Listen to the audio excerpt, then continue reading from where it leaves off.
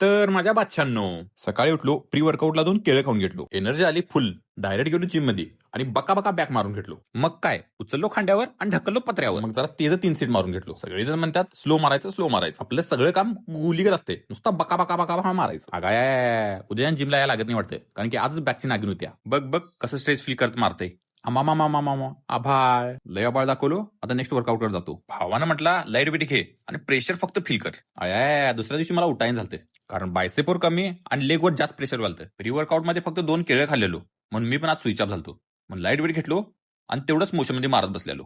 Gym केला आणि direct PG कडे निघालो. अर्धा लिटर दुधाचं पाकिट आणि प्रोटीन शेकर मी घातलो आणि गदा गदा गदा गदा शेक केलो आणि गाठ दिशी एकाच घोटात पिऊन टाकलो. पळत पळत गेला नाश्त्याला. बादशाह म्हणाला ताट त्याला दाखव.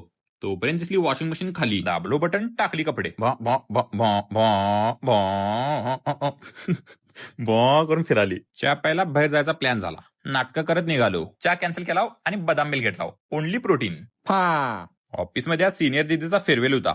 आमचं लक्ष फेअरवेल कड नाही, फक्त केक कड होतं. डायरेक्ट उडी मारली पीजी मध्ये. तिथनं जरा जोनाथन गेमिंग वाणी एंट्री मारली. हॅकर और वॉट, अब टपाटप देना ही पडेगा.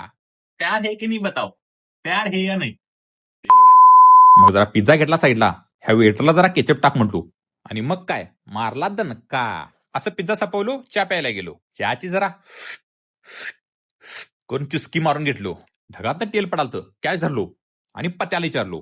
मग काय तेल लावलो आणि मारलो.